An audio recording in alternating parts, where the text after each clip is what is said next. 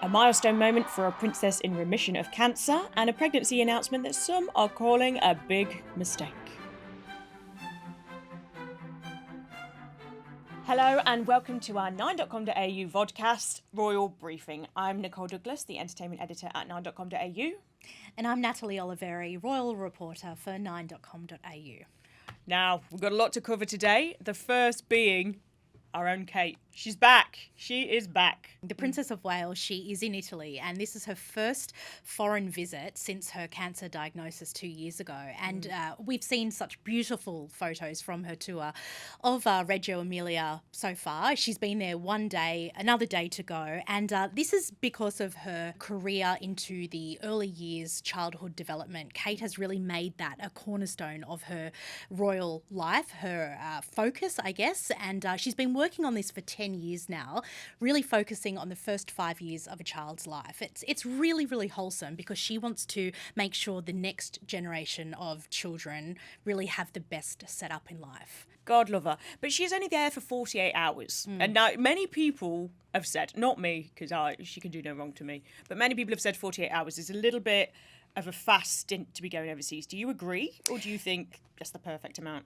Yeah, well, I guess there's been so much focus on this visit because it is the first time she's going outside of the UK since she was diagnosed with cancer. So that's why it's a big deal. Now, I guess, 2 days, what can she really achieve in that time?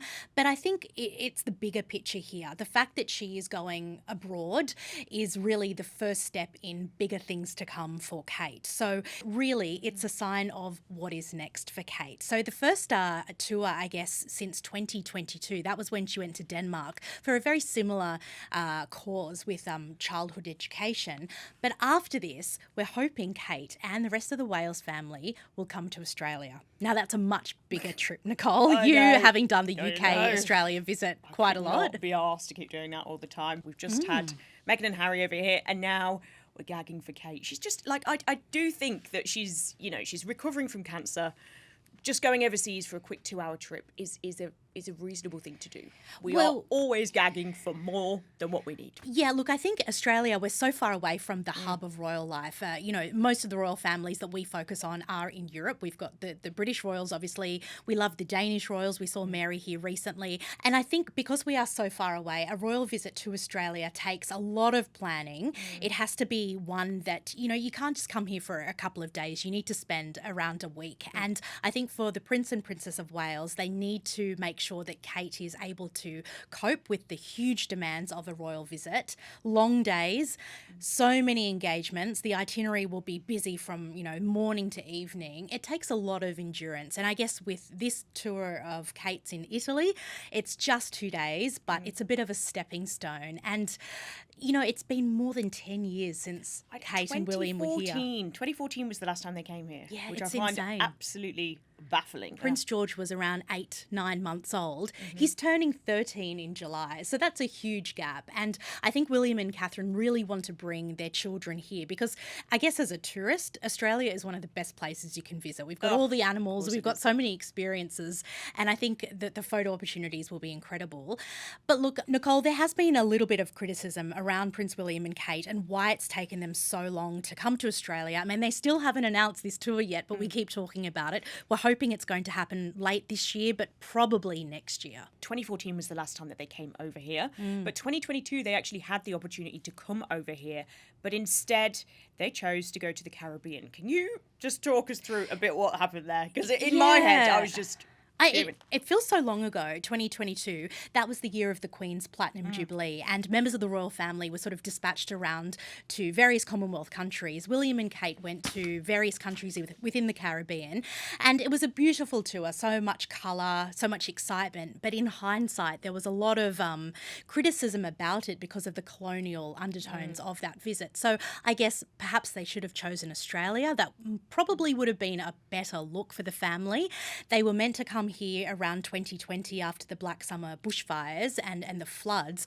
But of course, COVID then hit. And then, the Princess of Wales was diagnosed with cancer. So they have very valid reasons for not coming here sooner. But I guess people are really wanting a visit to be announced, especially now that King Charles and Queen Camilla came here back in 2024. They've opened the door for the other royals to come. I think we need to see an announcement. The Wales family were recently in the news for other reasons, not just Kate's overseas visit. William and Kate were seen visiting a boarding school, and this boarding school costs around $100,000 a year. And there was a bit of talk that it's about Prince George and where he's going to once he turns 13 in July, but actually we're hearing it's more for Princess Charlotte. It's going to be really interesting to see where the Wales children do end up, especially as they start to navigate the tween years within, I guess, this new era of growing up with social media, something that William and Harry never had to deal with when they were teenagers. It's the most fascinating thing for me with the royal family. I think we're always focused on like where they're going to go to school, what they're going to do. Like sometimes we don't realise that things are going to be so different from what happened years ago. It's almost going to be like the Truman Show for these kids. Yeah. They're going to grow up, they're going to have all eyes on them, but it's not just like you could just read a newspaper and see something in there the next day and just move on. They're going to see it all the time, 24/7. They're going to have phones, surely.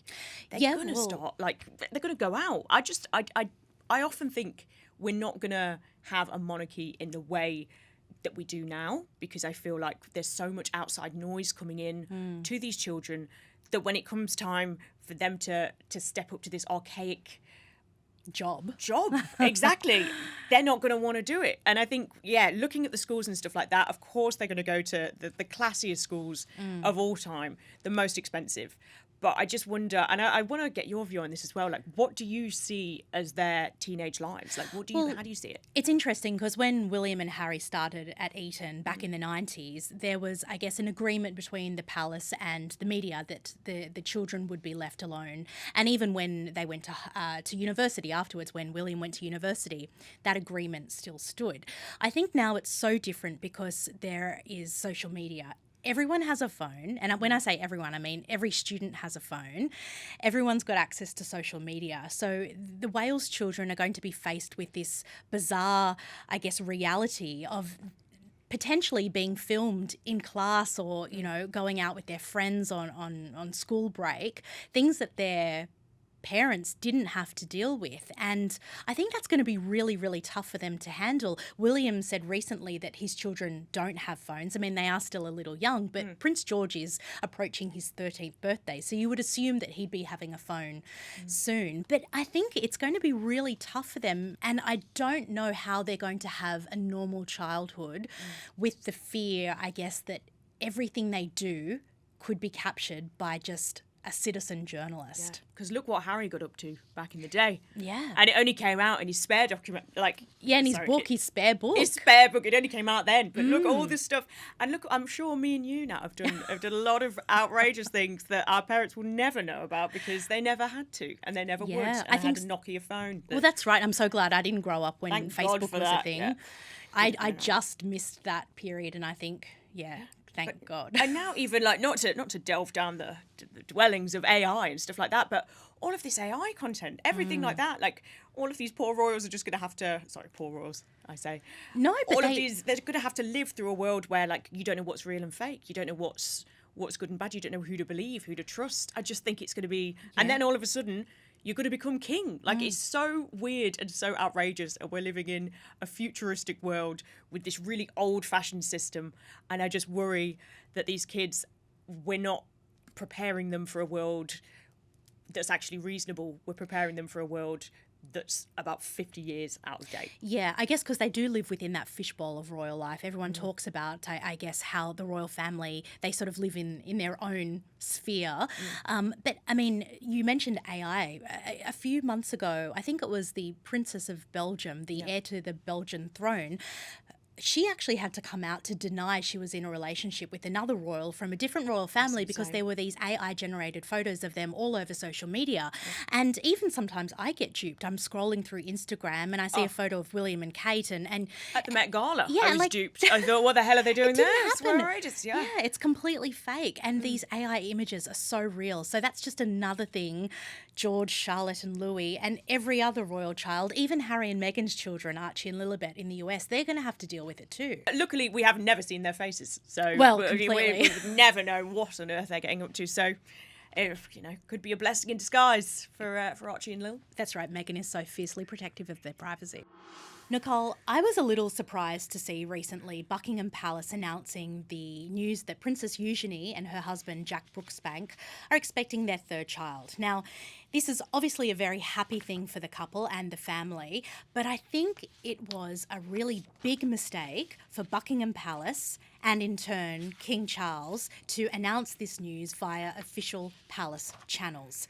There was no mention of the former Prince Andrew or Sarah Ferguson, which in itself is unusual for these sort of family announcements.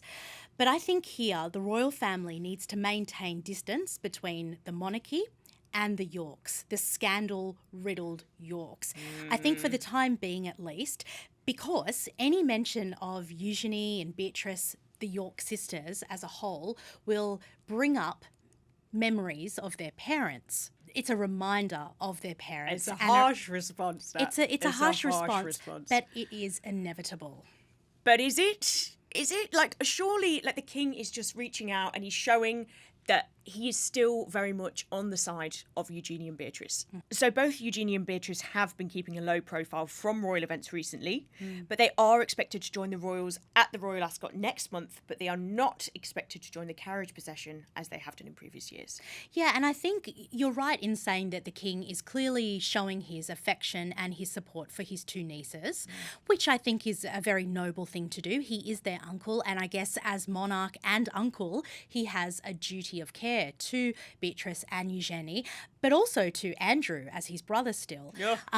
But I do think King Charles, the Prince and Princess of Wales, they want to keep the sisters at arm's length for a little while.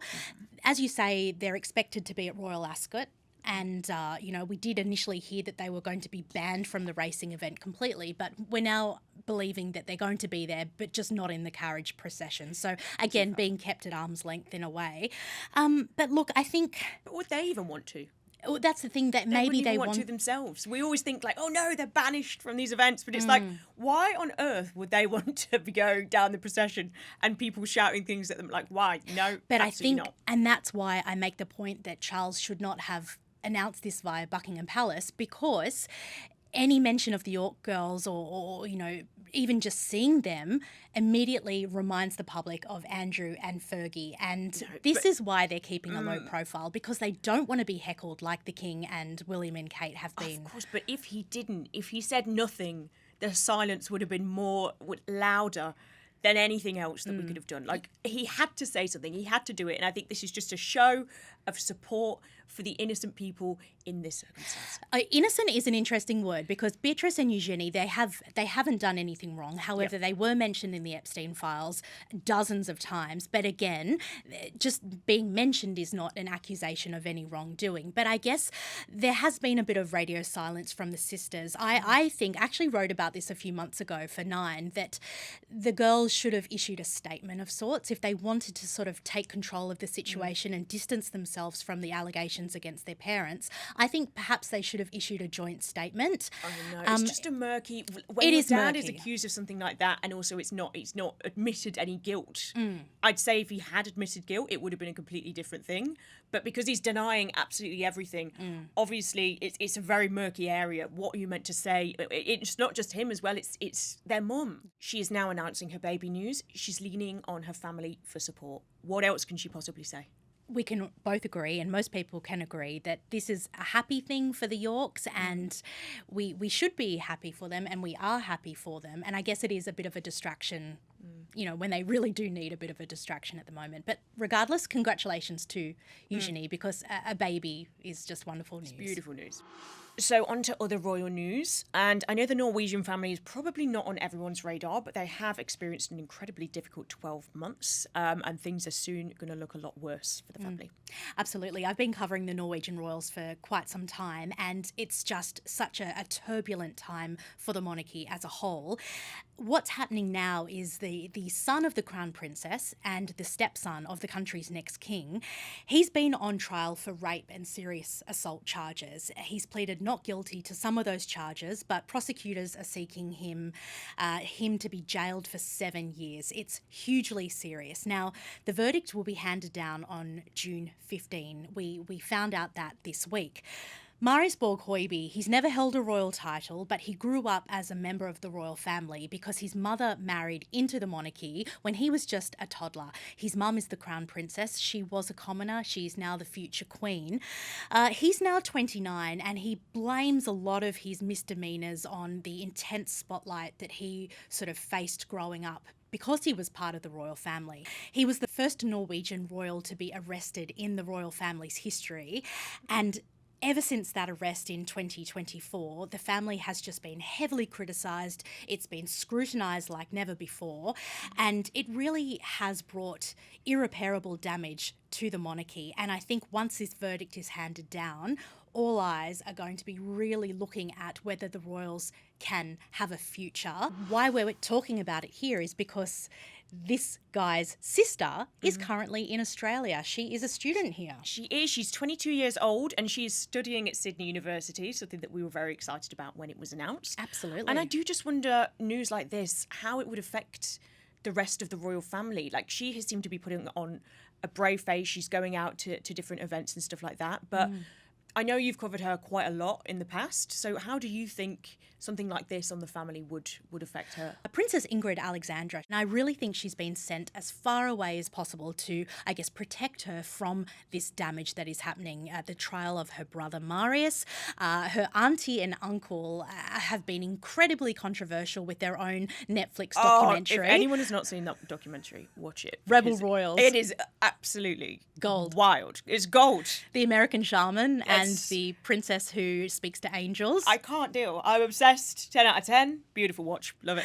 And also the princess's mother, she is gravely ill. She has a chronic lung condition. So there are a lot of challenges being forced upon this young princess. And look, I do feel sorry for her. Well done in the Americans. You were superb. Absolutely superb. Put that little white bag in his place. And finally, we always like to polish everything off with, you know, a fantastical, whimsical little affair. And Rod Stewart, of all people, certainly brought us that this week when he was speaking to the King. So he congratulated King Charles for his absolutely superb visit to the US last month. And I'm going to read it word for word. Please do. What our dear Rod, Maggie May, says himself. May I say, well done in the Americas. You were superb, absolutely superb. Put that little rat bag in his place. Rat bag. Rat bag. And I love, it's such a British thing to call someone a rat bag. I've been called one many times by my own mum. It's a beautiful time. Hang on, who was he referring to? We're believing that he's referring to Donald Trump. Now, obviously, this is just speculatory. We don't know. Could be about anything. Could be a local rat bag. We don't know. But it certainly seemed to be the speculation that it is about Donald Trump. Now, the King graciously just laughed. Didn't really say anything too much in response, but certainly didn't shut it down, which I just is a pleasure to watch. As we know, it's a glorious little thing to watch. Did you enjoy seeing it? I just love the King clearly has a sense of humour. And I also loved that when he was in the US for that state visit, he said at the White House dinner, if it wasn't for us, you Americans would be speaking French. Wow. So he had to have another little dig there at Donald Trump. But good on Charles. I mean, how else can he respond to Rod Stewart? I mean, Charles is funny. I don't care what anyone says. Charles is hilarious. He's got a bit of Philip humour sometimes, and absolutely, he's got that vibe. Well, Nicole, that's it. We don't have time for any more. Thank you for joining us on Royal Briefing. You can find all our episodes up on YouTube or nine.com.au. Thanks. See you later.